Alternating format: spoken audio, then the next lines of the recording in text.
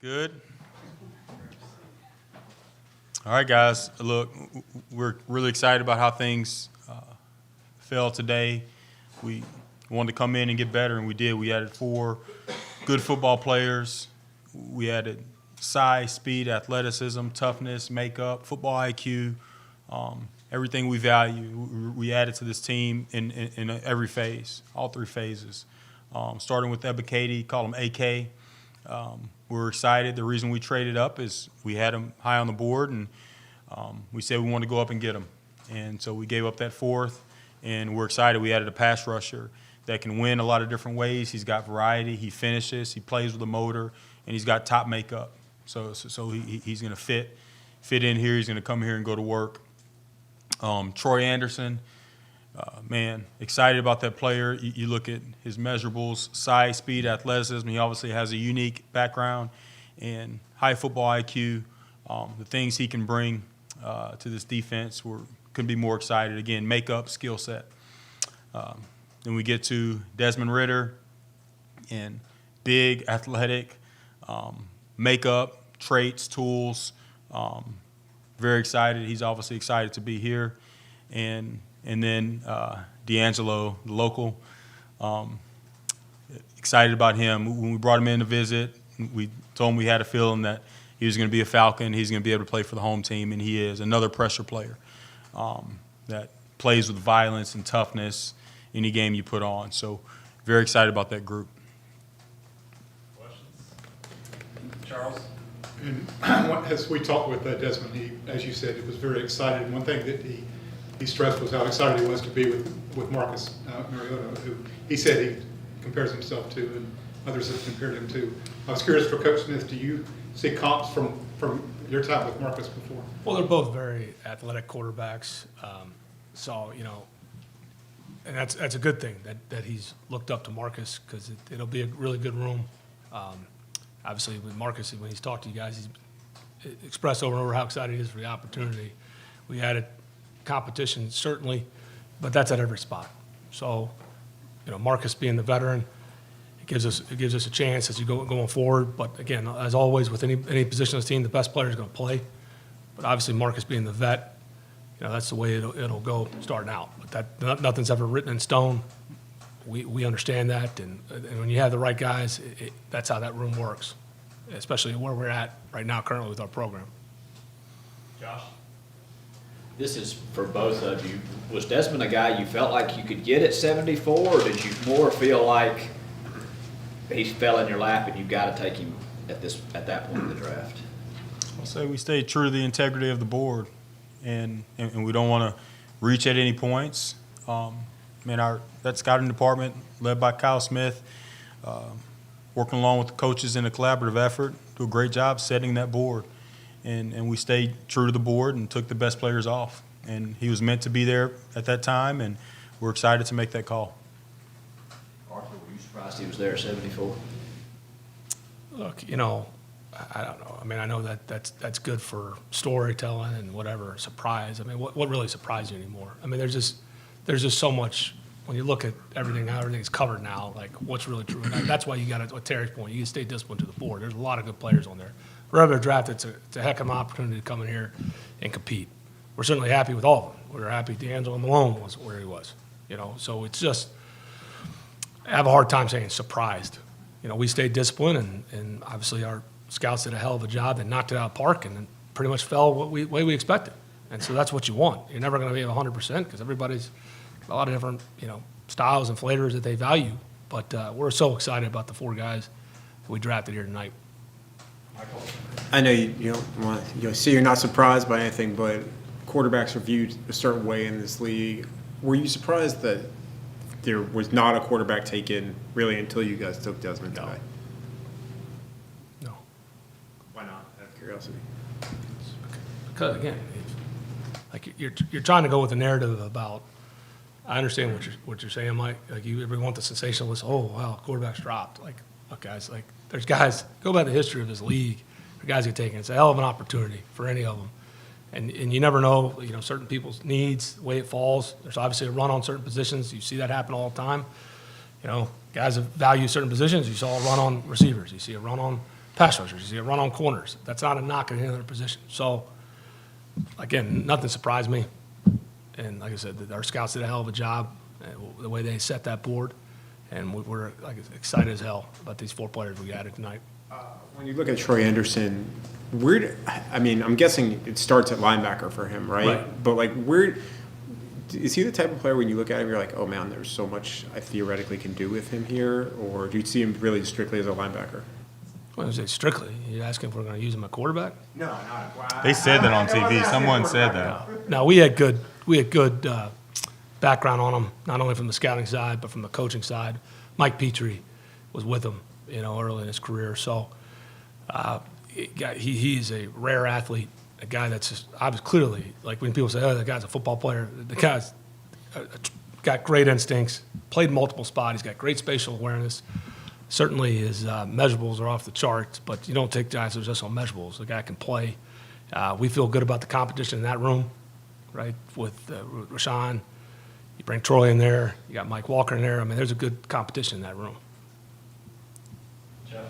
Obviously, you went into this draft with a certain number of picks, and everyone's always going to freak out or have a narrative based on your first pick. What happened yesterday, last night you guys took a wide receiver, everybody was like, got to fix the defense, maybe we need linemen. Today, 3 of your 4 picks were on the defensive side of the ball, all tough guys, a couple edge rushers.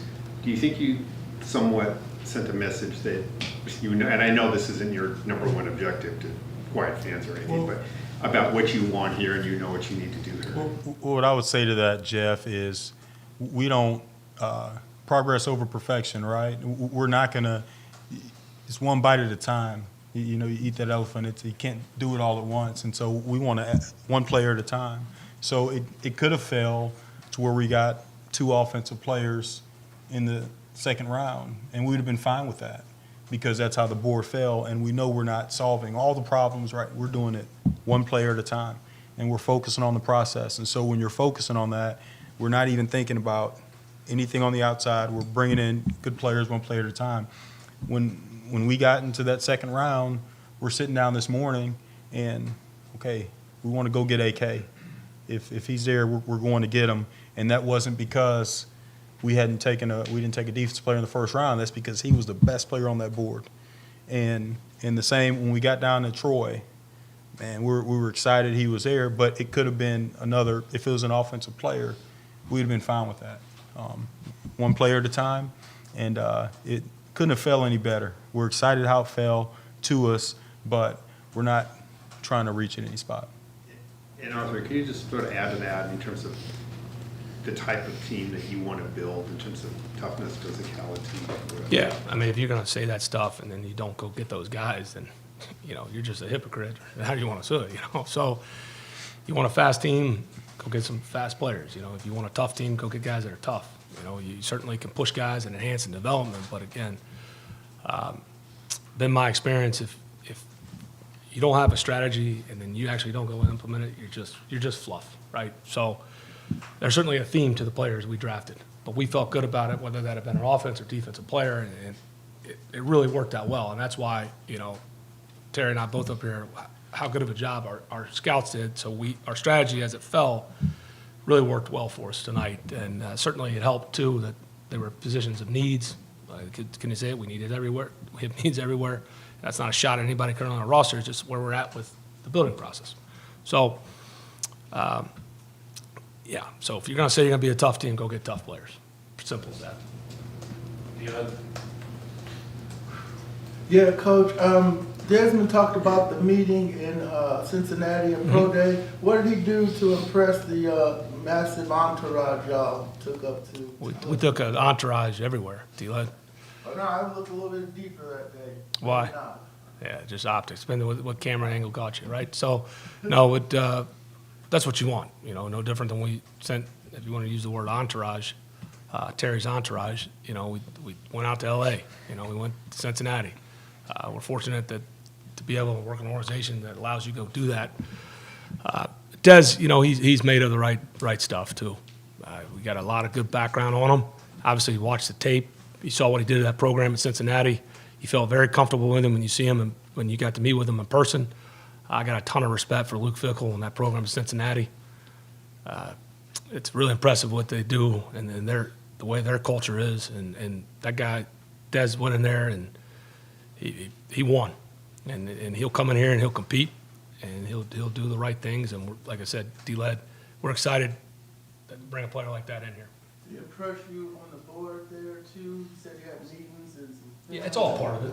It's all part of it. You know, you want to check all the boxes, right? You're going to have the interviews, the times you get at the combine or whatever exposures you get to them at the Senior Bowl, and you just piece them all together. You know, a lot of people can go in there and they can fake it for 15, 20 minutes, and it's just you keep chipping away, put all the pieces together. That's certainly an important part of the process, but it's not the only part.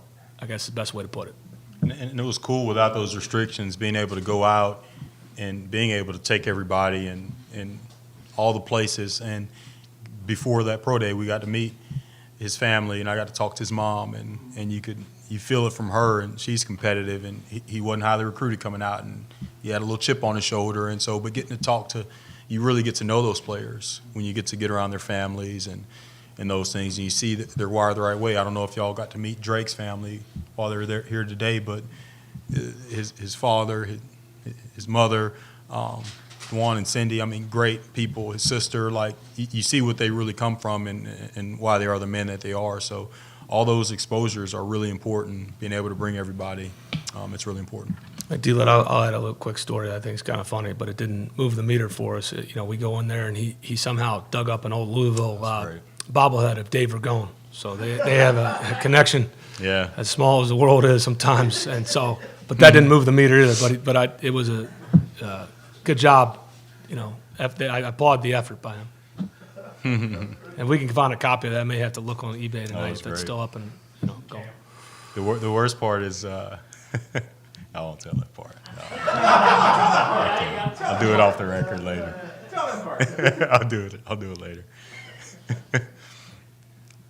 Or we just kind of chatted with Des. He seemed pretty mature, 4-year starter. I'm curious where you see maybe his development and his game as a QB right now. Well, like all these guys, there's always things to work on, but he certainly played a lot of good high-level football, and there's things we'll come in here and ask him to do. The good thing too is you're playing with guys with similar skill sets. When you're putting game plans together, it is refreshing because a lot of times if you've got guys with very different skill sets, you're going to have a plan. Hey, this guy goes out, here's where we have to go. So they're both really, you say all three of them. Felipe too. Felipe's obviously played multiple position for us, but that part is nice when you're putting together and how we're going to play. That part does help when they have similar skill sets. For both of you guys, I know you follow your board, but I thought it was interesting. You drafted a guy from Western Kentucky, Montana State, and I guess Cincinnati's not super small, but smaller school. I guess what does that tell you maybe about your scouting process and finding guys maybe everywhere, maybe different than just traditional big schools?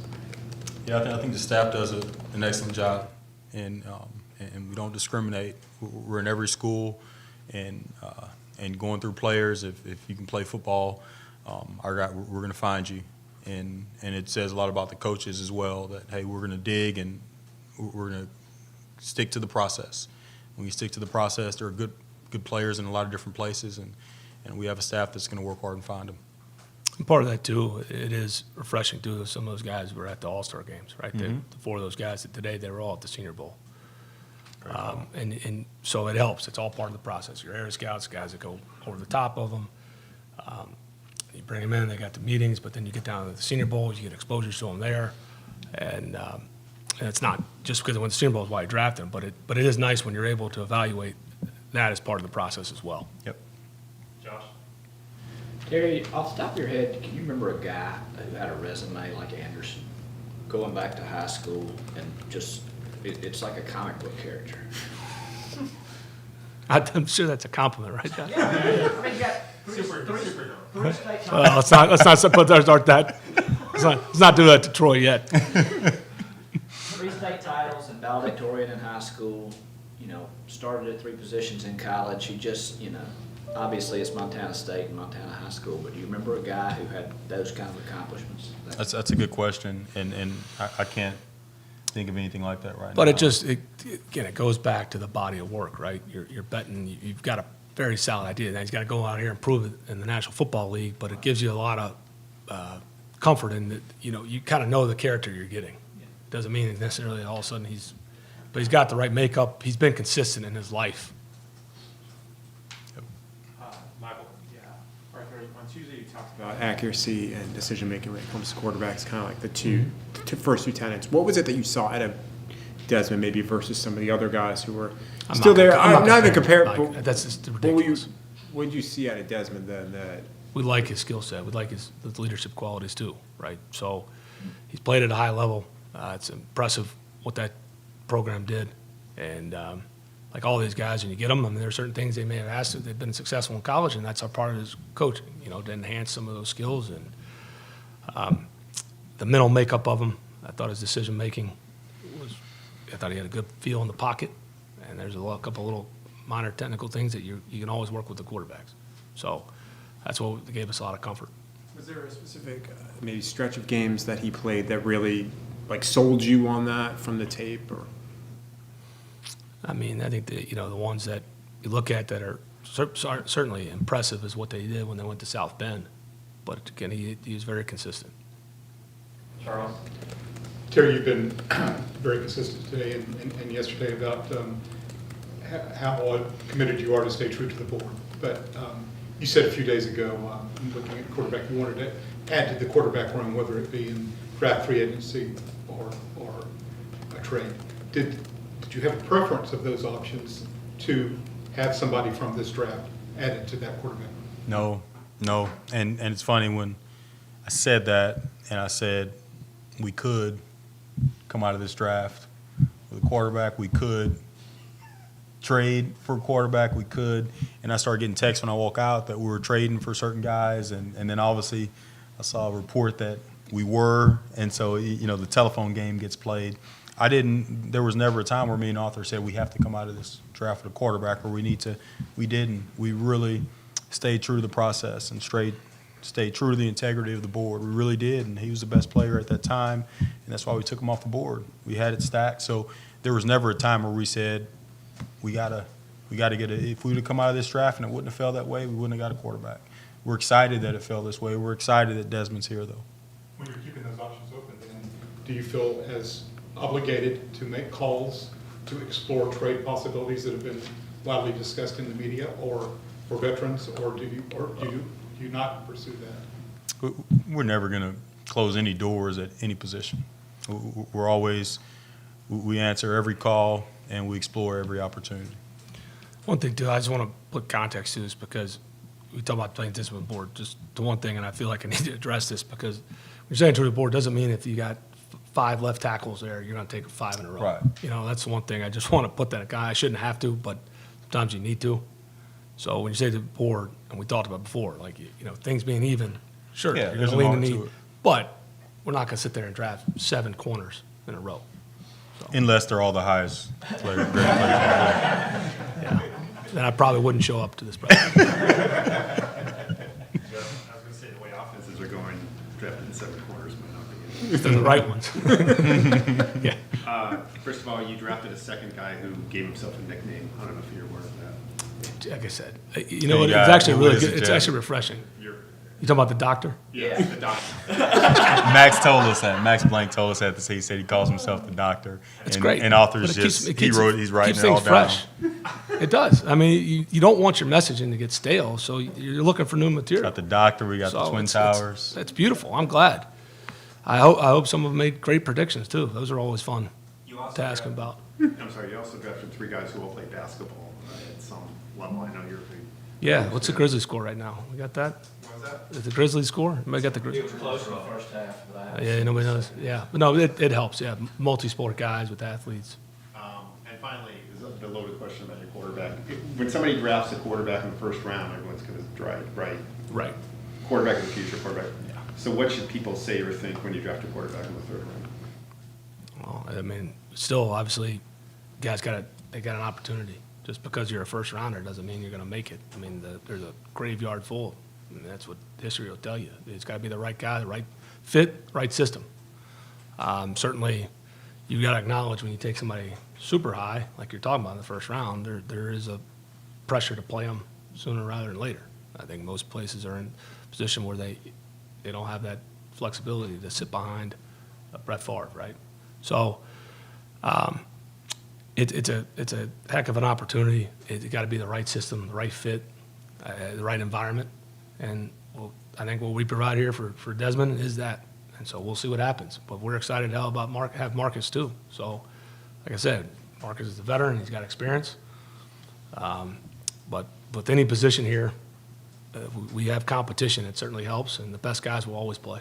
Arthur always says that to the players. It doesn't matter how you got here. First round, second round, third round, fourth, fifth, sixth, seventh, or eighth. Doesn't matter how you got here. Doesn't matter how much you got paid. When you come in, and it's a competition at every spot, and the best players are going to play. Yeah. Wolves about 3 with 6 minutes left. Yeah. What's that? 94, 94, Timberwolves by 91. 3 with 6 Nice. minutes left. I appreciate that. Minnesota- I got a chance to catch the end of Minnesota. it. Hopefully, John and the guys pull it out. I was gonna say, do you have a small TV off on the I side. did not. between I picks. talked about it with Bassie, but I couldn't. I got to do my job. I wouldn't have been doing my job. anything else? We need to let him get to the game. Yep. All right. Thanks, guys. Appreciate it. Appreciate it, man. Thanks, guys.